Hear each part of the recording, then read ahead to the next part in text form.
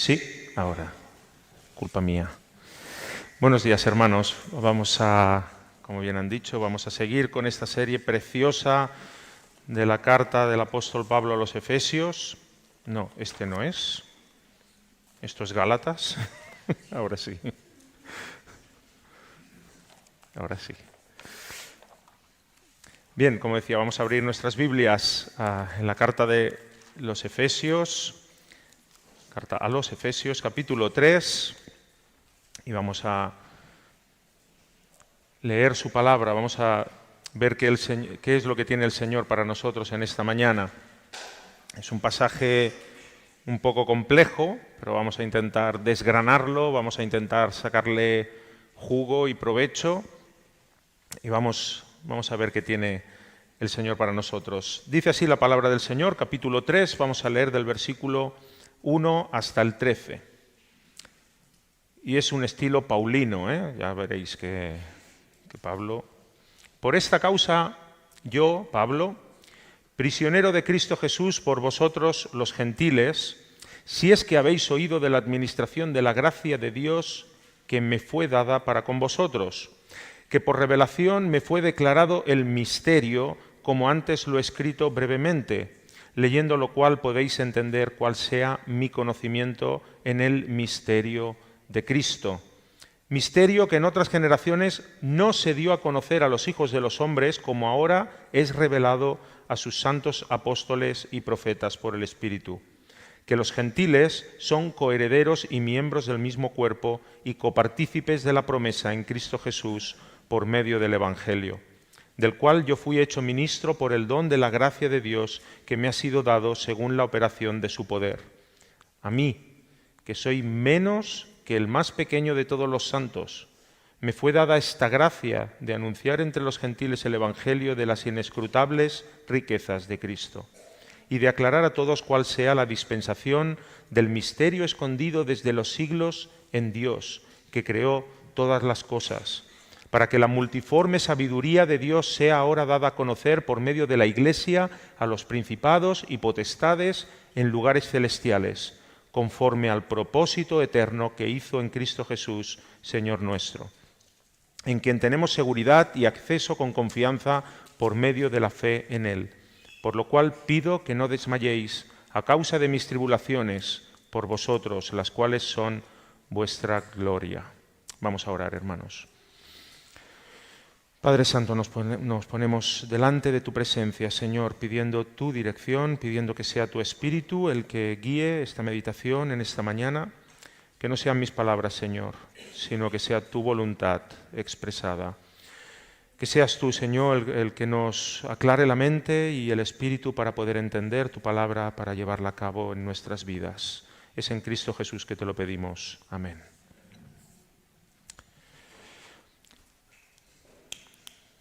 La semana pasada estuvimos meditando en el concepto de familia espiritual, que es la Iglesia. Y cómo el apóstol Pablo presentaba esta idea comparándola con un edificio, una construcción bien coordinada, una construcción sólida, unida y en continuo crecimiento, que eso también es importante, donde el fundamento era, estuvimos viendo, la enseñanza apostólica y cuya piedra principal es el Señor Jesucristo mismo. Y de esta forma Pablo ilustraba la unión sólida que había entre ese nuevo pueblo, que eran judíos y gentiles, que Dios realizaba gracias a la obra de Cristo Jesús en la cruz. Y Pablo es consciente de su situación actual, en este momento que está escribiendo esta carta. Como recordaremos, él estaba preso en Roma, pero él lo describe de otra forma. Él está viendo otra realidad, él está viendo que él es preso del Señor Jesucristo, y así lo describe: preso, prisionero de Cristo Jesús por vuestra causa, por vuestro bien. Y eso es algo que Dios tiene en control, y Pablo lo sabía. Él está confiado, él descansa en la soberanía de Dios, y él sabe que sus prisiones, sus tribulaciones son para provecho de la Iglesia y para el desarrollo del ministerio entre los gentiles, para propagar el Evangelio de salvación. Por eso el apóstol Pablo nos está hablando no desde el reproche, no desde la frustración, no desde la tristeza, sino que habla con gozo. Él está gozoso de ver que aquellos que estaban, que como vimos las semanas anteriores, estaban lejos y ahora son cercanos, han sido acercados por medio de Cristo. Aquellos que estaban sin esperanza y ahora tienen esperanza en Dios. Aquellos que no podían acceder a la ciudadanía de Israel y ahora son miembros de la familia de Dios. Por lo tanto, el apóstol Pablo está gozoso, está contento al escribir esto. Pablo tiene una visión muy clara de la situación, pero desde una perspectiva espiritual. A los ojos de los hombres, Pablo estaba prisionero de Roma, pero él ya había descrito su condición y la de todo creyente. ¿Y cuál es esa? Prisionero de Cristo. Él no era prisionero de Roma, no estaba por desobedecer al Estado en esa condición, él era prisionero de Cristo. Otra persona podría haber caído en el desánimo, yo lo hubiese caído en el desánimo. Señor, si estoy haciendo tu voluntad, ¿por qué permites esta situación en mi vida? ¿Por qué me tengo que ver así? ¿No estoy haciendo lo que tú quieres? Es lo que solemos hacer cuando estamos en tiempo de prueba, en tiempos difíciles. Pero Pablo tiene otra perspectiva. Él estaba sentado en una prisión, pero ¿cuál es la realidad que él está viendo? Estamos sentados en los lugares celestiales con Cristo, capítulo 2, versículo 6. Y quizá esta sea la situación de algunos de vosotros actualmente, pasando por prueba, pasando por dificultad, pasando por prisión. El matrimonio no cuenta, ¿eh? No es una prisión. He visto algunas caras diciendo, sí, sí. No cuenta, no cuenta. Ahí se va voluntariamente. Pero podemos pasar por pruebas, por dificultades y nos sentimos abatidos. Y Pablo nos anima y nos dice, bueno, esta es una circunstancia, pero tu realidad es otra. La circunstancia, como decía un predicador, mi circunstancia no es mi realidad.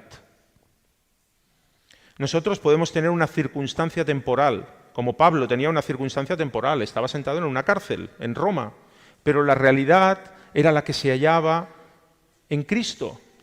Pablo estaba en Cristo, Pablo era esclavo de Cristo y Pablo estaba sentado junto a él en los lugares celestiales. Y esa es la realidad que debemos vivir todos nosotros. Tenemos circunstancias complicadas aquí en esta tierra, evidentemente, pero nosotros debemos tener una visión mucho más allá. Estamos sentados con Cristo. Y por estas razones el apóstol Pablo se dispone a orar por sus hermanos creyentes en Éfeso y eleva una oración de agradecimiento e intercesión que yo no voy a de la que no voy a hablar porque no me va a dar tiempo. ¿Por qué? Porque es a partir del versículo 14. El apóstol Pablo presenta en el primer versículo, dice, voy a orar, por esta causa yo, Pablo, prisionero de Cristo Jesús, por vosotros los gentiles, se está preparando para orar, pero no lo hará hasta el versículo 14. ¿Y qué dice en el versículo 14? Por esta causa doblo mis rodillas ante el Padre de nuestro Señor Jesucristo. Por lo tanto, lo que hay entre el versículo 2 y 13 es un paréntesis, al más estilo paulino. 2 frases. 13 versículos en 2 frases. Todo lo que nos dice entre el versículo 2 y 13 es un enorme paréntesis que abordará un tema principal que es el misterio de Cristo. Y la idea principal es esta, que Dios ha revelado crear un pueblo, un nuevo pueblo, conformado por judíos y gentiles, es decir, judíos, el pueblo escogido de Dios, y el resto de pueblos de la tierra, unidos a Cristo, unidos entre sí, lo que un predicador, Clinton Arnold, define como una nueva y definitiva etapa de su plan eterno. Es el desenlace. Y a esta nueva etapa del plan divino Pablo lo llama el misterio o misterio de Cristo, y vamos a ver en esta mañana por qué. Me gustaría que desarrolláramos 3 aspectos de este misterio que Dios reveló a Pablo. 3 aspectos que describen este desenlace de la historia del plan eterno de Dios. que hasta entonces no se había dado a conocer, como dice el versículo 5, misterio que en otras generaciones no se dio a conocer.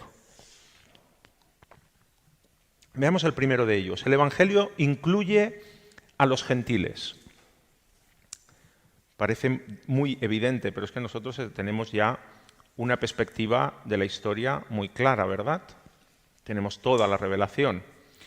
Pero incluso en nuestros tiempos, en un esfuerzo por resumir esta idea, tendemos a decir que el misterio del que habla Pablo hace referencia a la salvación de los gentiles, y en donde estamos nosotros incluidos. El misterio es que los gentiles también son salvos.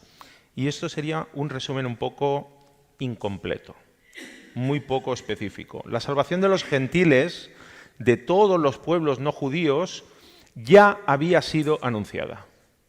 Ya había sido anunciada. Hace algunas semanas, meditando en el capítulo 2, nuestro hermano Joan Marc nos hablaba de esos pueblos que habían estado lejos de la ciudadanía de Israel, que habían sido hechos cercanos, que habían estado sin los pactos de la promesa, pero como bien dijo, en el Antiguo Testamento Dios ya había ordenado la forma en que los extranjeros podían acercarse y ser incluidos en el pueblo de Israel.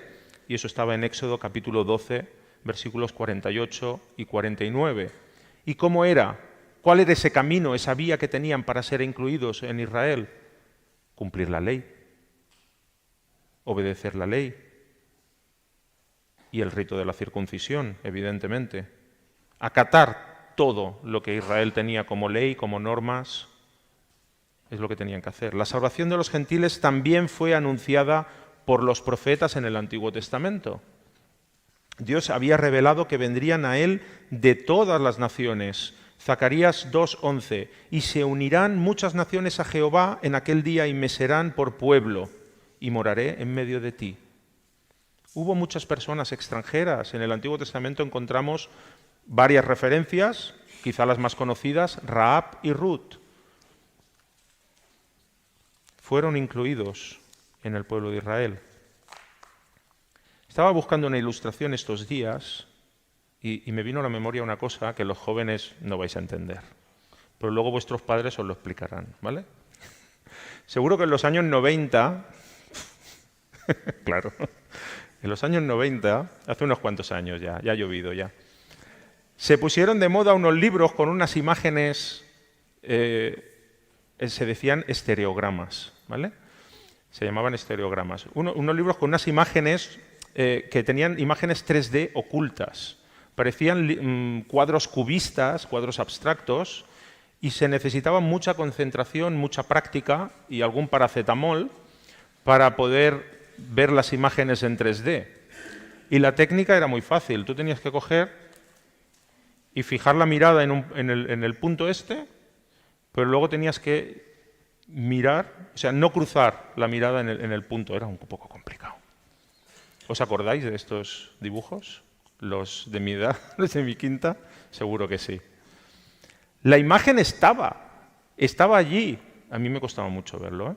La imagen estaba allí, oculta en un cuadro sin sentido, con figuras geométricas y colores diferentes.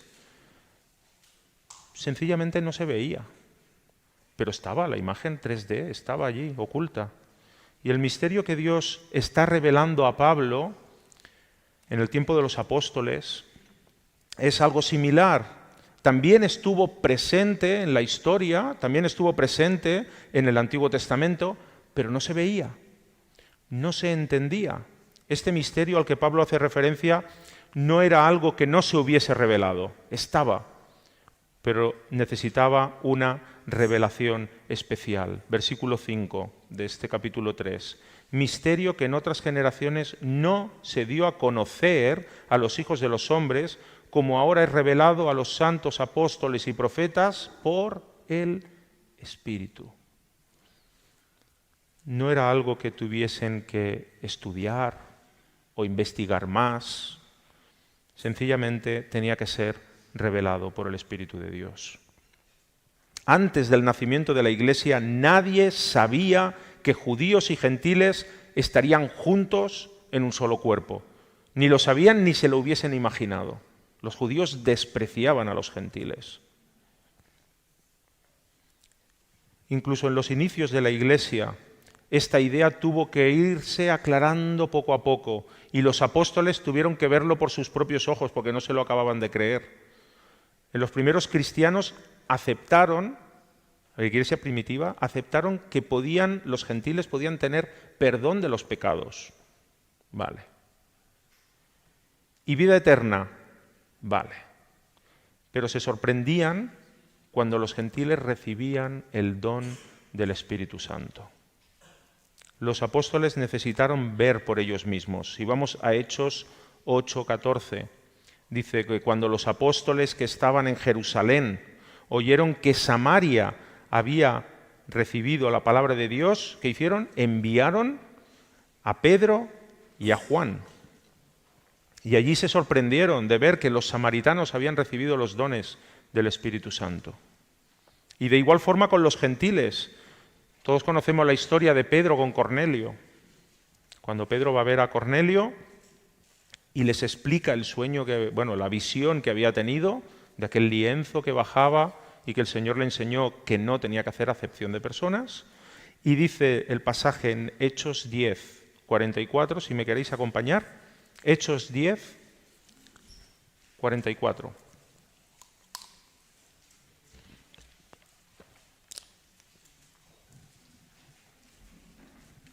Dice así la palabra. Mientras aún hablaba Pedro estas palabras, les está explicando la visión que había tenido, el Espíritu Santo cayó sobre todos los que oían el discurso, que eran Cornelio y su familia y amigos, todos gentiles. Y los fieles de la circuncisión que habían venido con Pedro, es decir, hermanos judíos creyentes, pero fieles a la circuncisión, muy tradicionales, se quedaron atónitos de que también sobre los gentiles se derramase el don del Espíritu Santo, porque los oían que hablaban en lenguas y que magnificaban a Dios. Entonces respondió Pedro, ¿puede acaso alguno impedir el agua para que no sean bautizados estos que han recibido el Espíritu Santo también como nosotros? Por lo tanto, el misterio desvelado al que Pablo hace referencia es que todos, judíos y gentiles, formamos un solo cuerpo, un solo pueblo. Tal como escribe a los Gálatas, ya no hay ni judío ni griego, no hay esclavo ni libre, no hay varón ni mujer, porque todos vosotros sois uno en Cristo Jesús. Gálatas 3:28. Ya no existen diferencias entre judíos y gentiles, no existen diferencias entre hombres y mujeres, esclavos o libres, votantes de Vox o Esquerra, culés o merengues. Ya no existe ellos o nosotros cuando estamos hablando de la Iglesia del Señor.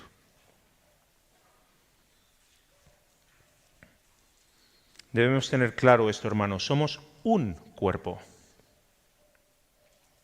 Aquí no hay dos cuerpos de la Iglesia, hay un cuerpo, hay un pueblo.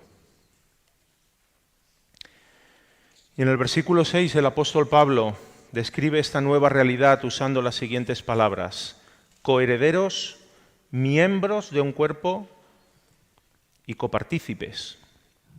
Vamos a desgranarlas un poquito porque son la clave del misterio que está desvelando el apóstol.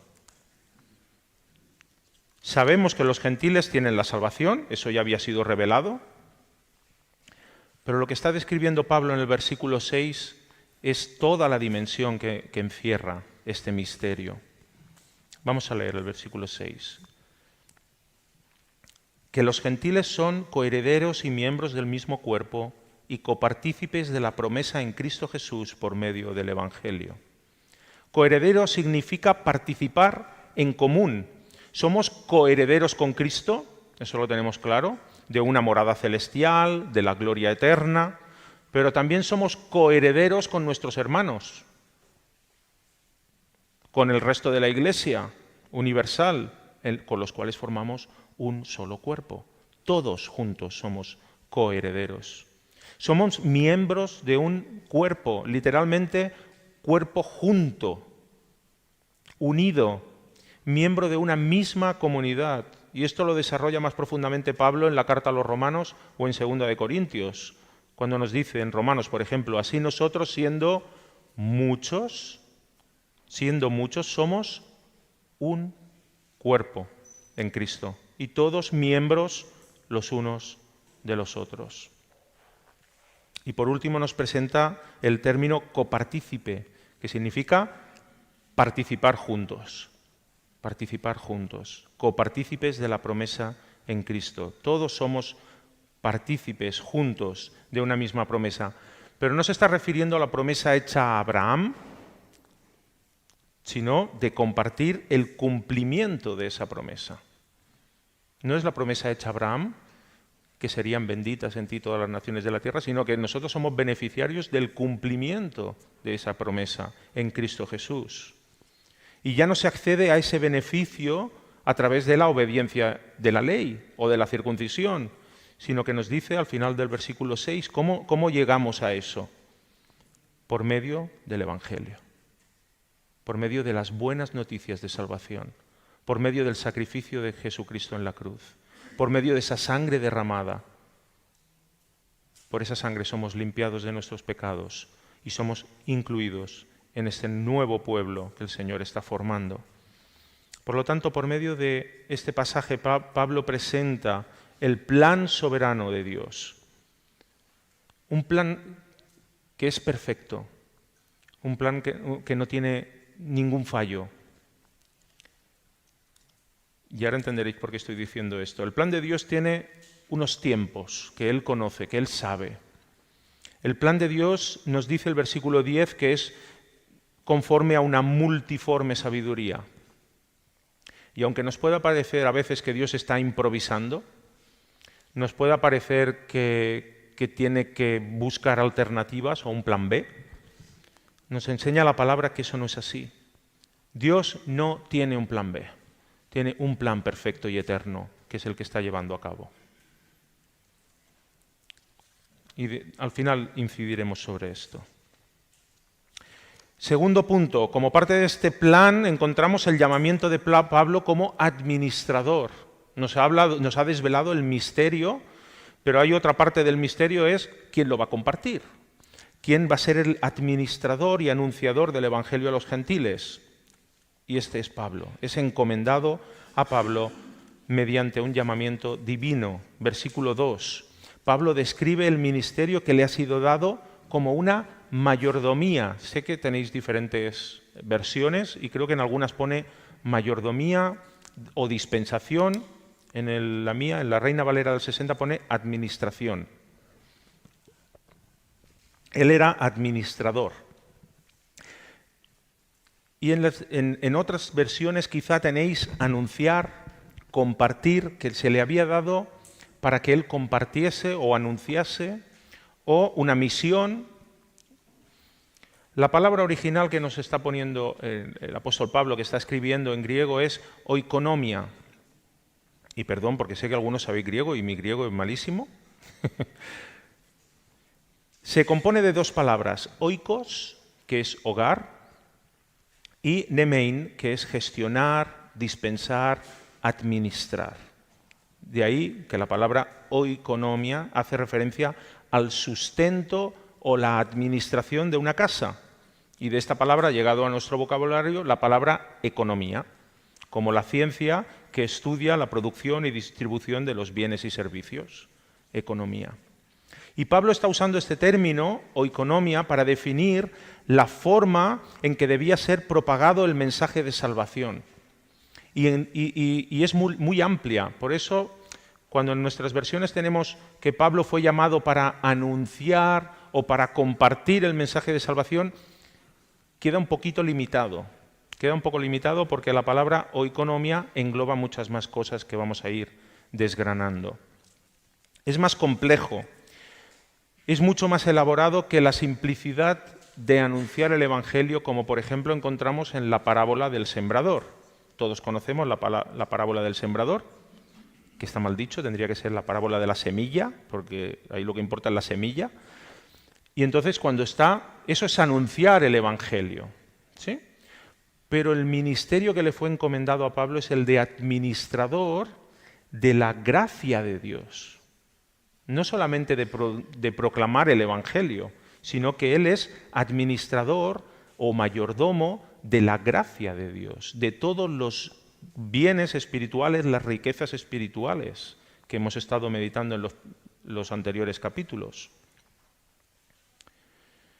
Dios lo había llamado a predicar las buenas nuevas de salvación, pero también a administrar esas riquezas. Por eso los apóstoles podían hacer milagros, podían imponer las manos y así recibir el Espíritu Santo a las personas que recibían la imposición de manos.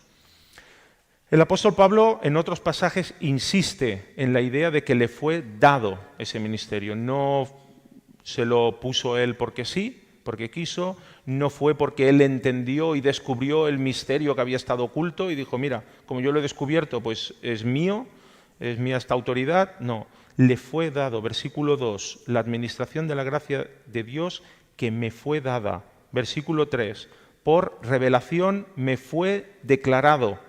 Versículo 7, yo fui hecho ministro por el don de la gracia de Dios. Fue la gracia. Y versículo 8, me fue dada esta gracia. El apóstol Pablo sabe que es Dios el que tiene control, sabe que es Dios el soberano y sabe que es Dios el que le ha llamado a este ministerio por gracia, según el designio de su voluntad. Pablo es llamado como administrador o mayordomo, pero Pablo tiene algo que pesa en su corazón y nos lo relata en muchas cartas, pero aquí también en el versículo 8. Y dice, a mí, Señor, que soy menos que el más pequeño de todos los santos. Pablo se ve indigno de recibir esta gracia, de recibir este ministerio. ¿Por qué? Todos sabemos que Pablo, antes de ser llamado por el Señor, fue perseguidor de la Iglesia y consintió en la muerte de cristianos. Y que tengamos detalle de Esteban, del martirio de Esteban, que encontramos en Hechos capítulo 7. Y por eso Pablo se siente indigno al ministerio que el Señor lo llama. Y quizá tú también puedes sentirte indigno y pensar, ¿yo voy a trabajar por el Señor? Tú no sabes mi pasado. Bueno, tampoco sabéis el mío y me habéis permitido predicar. Y alguno pensará, yo soy una persona horrible o fui una persona horrible. Fijémonos lo que dice el apóstol Pablo. Él tuvo que batallar con su pasado y obedecer la voz de Dios. Y Pablo escribe a los Corintios, de modo que si alguno está en Cristo, nueva criatura es. Las cosas viejas pasaron. He aquí todas son hechas nuevas. Pablo tuvo que lidiar con su pasado para que no frenara el ministerio al cual había sido llamado. Y realmente la vida de Pablo cambió en aquel camino de Damasco, donde el Señor transformó su vida, sus prioridades, sus objetivos. Y precisamente fue en ese momento, en el camino de Damasco, donde el Señor empezó a revelarle el misterio de Cristo. Quizá él no lo entendió en ese momento, pero el Señor empezó a revelarle ahí el misterio de Cristo cuando Jesús resucitado se le presenta y le dice, Saulo, ¿por qué me persigues? Y Saulo le dice, Señor, ¿quién eres? Y dice, yo soy Jesús, a quien tú persigues. Yo si hubiese sido Pablo le hubiese dicho, no, yo a ti no te persigo, yo solo mato cristianos. Y ese es el momento donde Pablo estaba recibiendo instrucción de lo que significa la Iglesia. El ministerio de Pablo no era solamente anunciar el Evangelio, como decíamos, también debía ser enseñar, guiar, aconsejar, corregir y cuidar a la Iglesia. Y esto es lo que describe el versículo 9 como aclarar. Aclarar a todos cuál sea la dispensación del ministerio. A Pablo se le reveló este aspecto de la doctrina de la Iglesia y así lo enseñaba. La Iglesia es el cuerpo de Cristo. Y él entendió, si yo persigo cristianos, estoy persiguiendo a Cristo. Y en sus cartas se dedicó de forma especial a enseñar respecto al cuidado de la iglesia y el amor entre los hermanos. Eso era parte de su ministerio. Si me queréis acompañar en Hechos capítulo 20, cuando él se despide de la iglesia en Mileto. Hechos 20, 28.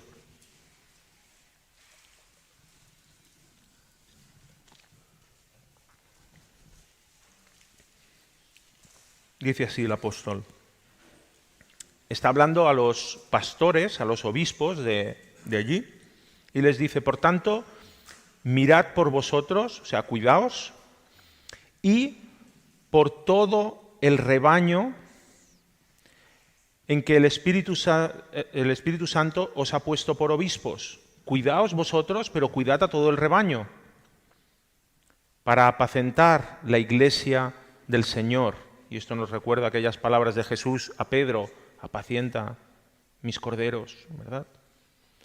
Y me gusta el final de este versículo.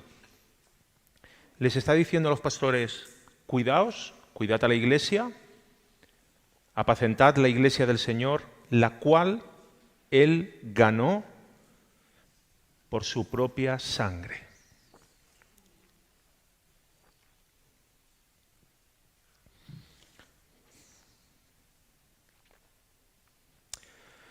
En otras cartas Pablo nos anima a orar unos por otros y velar por los intereses del hermano. Y debemos tener presente lo que acabamos de leer. El hermano que tienes al lado, el que tienes delante, el que tienes detrás. A ver si puedo seguir.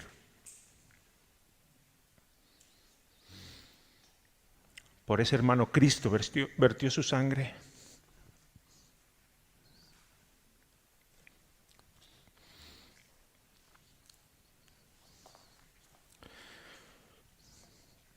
Y cuando nos despreciamos los unos a los otros, cuando no queremos saludarnos, estamos despreciando al hermano por el que Cristo vertió su sangre.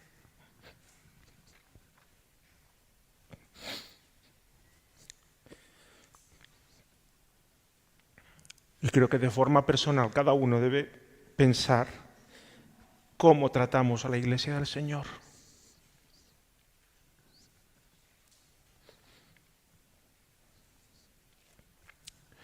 Y nosotros no somos miembros de esta iglesia, pero nos duele cuando la iglesia se duele, de verdad.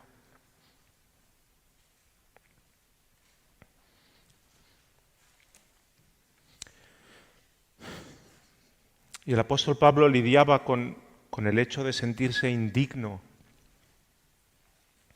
pero sabía que la gracia y el perdón del Señor eran mucho más grandes que cualquier pecado, que cualquier falta. Y Pablo se siente por eso privilegiado y agradecido de trabajar en la obra del Señor. Y así es como debemos sentirnos nosotros. Y esto es a lo que somos llamados, hermanos, a pedir perdón por nuestros pecados pasados, mirar hacia adelante y trabajar unidos por la extensión del reino del Señor, para su gloria y para edificación de la iglesia. Y el tercer y último punto de este misterio que es revelado al apóstol es un mensaje dado a conocer por medio de la iglesia. La iglesia está llamada a predicar el Evangelio, lo sabemos, tenemos la gran comisión al final del libro de Mateo. Pero aquí Pablo nos está revelando el papel de la iglesia en relación al cumplimiento de ese plan eterno de Dios. Y la iglesia tiene un papel mucho más grande, aunque no nos lo parezca, que predicar las buenas nuevas de salvación, que ya es grande y glorioso. Pero nos dice el versículo 10 que la iglesia da a conocer la multiforme sabiduría de Dios. ¿A quién? A los principados y potestades. y a la luz del lenguaje que usa aquí en esta carta el apóstol Pablo, capítulo 2, versículo 2 nos dice, conforme al príncipe de la potestad del aire, para describir a Satanás, al diablo. En el capítulo 6, versículo 12, nos dice, porque no tenemos lucha contra carne ni sangre, sino contra principados, contra potestades, contra gobernadores de las tinieblas de este siglo, contra huestes espirituales de maldad en las regiones celestes. Por tanto, podemos entender que estos principados y potestades que nos está describiendo el versículo 10 está hablando de huestes malignas. Y podríamos preguntarnos, ¿por qué iba a predicar la Iglesia a los demonios? Pregúntamelo.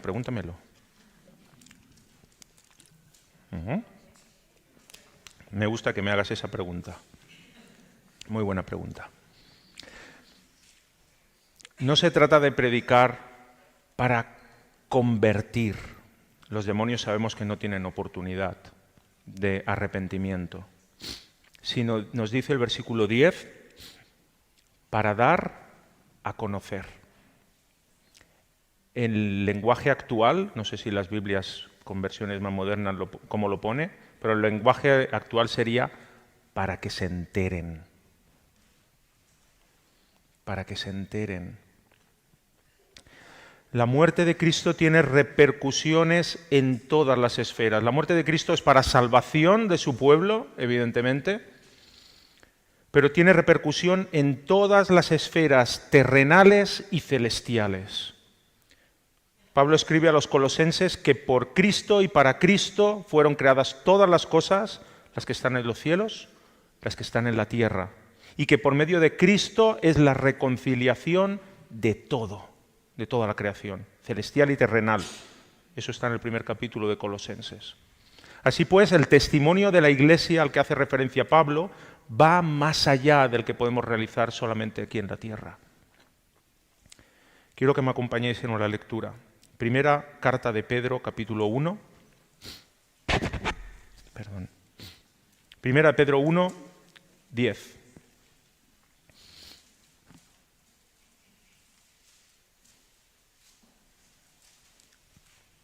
Dice así la palabra, 1 Pedro 1:10. Los profetas que profetizaron de la gracia destinada a vosotros, profetas del Antiguo Testamento, inquirieron y diligentemente indagaron acerca de esta salvación, escudriñando qué persona y qué tiempo indicaba el Espíritu de Cristo que estaba en ellos, el cual anunciaba de antemano los sufrimientos de Cristo y las glorias que vendrían tras ellos.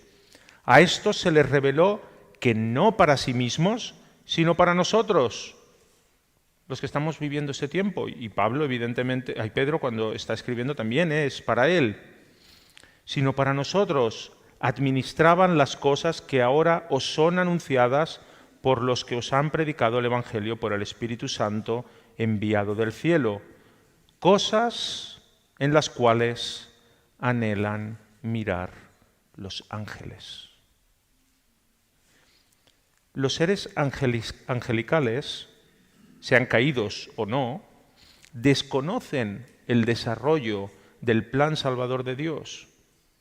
Igualmente desconocían el misterio que ha sido revelado a los apóstoles y que nos está desvelando el apóstol Pablo.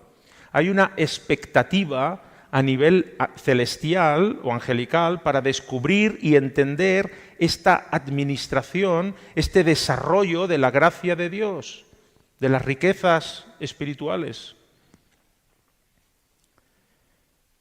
El diablo en el Edén procuró corromper, desestructurar, destruir el plan de Dios, haciendo caer al primer Adán. El diablo hizo caer al primer Adán y pensaba que así he desmontado el plan de Dios, el propósito de Dios. Él quería un pueblo para que le adorase, como vimos en el primer capítulo, para alabanza de la gloria de su gracia, y lo he desmontado. Y aquí en el versículo 10 nos dice que mediante el plan de salvación, mediante la administración del Evangelio, se dan a conocer a las huestes demoníacas que no han vencido, que Dios planeó estructurar y reestructurar y restaurar al ser humano en un nuevo hombre cuya cabeza es Cristo. El crecimiento y desarrollo de la Iglesia son el anuncio de la victoria de Cristo. Y los ángeles están así, mirándonos. A veces asustados, pero nos miran. Y para acabar, ya lo hemos comentado antes, pero no está de más aclararlo, puntualizarlo. Versículo 11. Conforme al propósito eterno. Conforme al propósito eterno.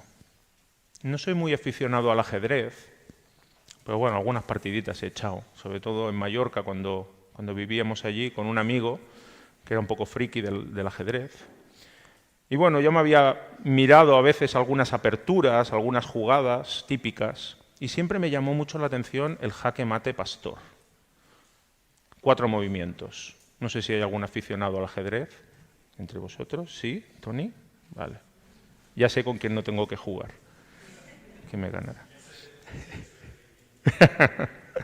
Yo también, ¿eh? El jaque mate pastor. 4 movimientos para derrotar al adversario. Pero 4 movimientos que no son improvisados. No son improvisados. Cada movimiento está preparado. Así como los posibles movimientos del oponente. Y de forma similar, Dios tiene un plan eterno para rescatarnos. Tiene un plan para que se cumpla su propósito en nosotros. Y ese plan estaba basado, está sustentado en la obra perfecta de Cristo. El plan eterno era Cristo, es Cristo. La segunda parte del versículo 11 nos dice, conforme al propósito eterno que hizo en Cristo Jesús, Señor nuestro. La muerte de Jesús no fue una jugada desesperada de Dios. Decir, ay, ¿y ahora qué hago? No.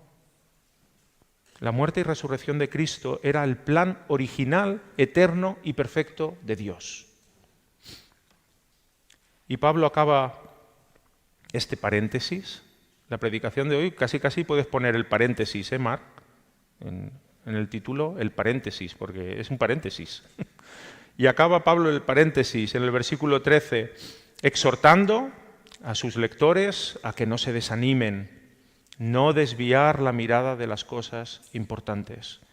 Les dice que si han entendido el ministerio que le ha sido encomendado a él, a Pablo, deben entender que sus prisiones, sus dificultades son necesarias y son un pequeño precio comparado con la gran bendición espiritual que va a recibir la Iglesia por la extensión del Evangelio. Es un mensaje de ánimo a la Iglesia. Y como decíamos al principio, las circunstancias no pueden opacar la realidad. Las circunstancias de dificultad de esta vida no deben hacernos perder de vista la realidad, que somos el cuerpo de Cristo. Somos el pueblo santo de Dios y que tenemos acceso a la presencia de Dios por los méritos de Cristo. Que el Señor nos ayude a vivir centrando nuestra mirada en Él, manteniendo la unidad y el amor fraternal. Amén, hermanos. Que el Señor os bendiga.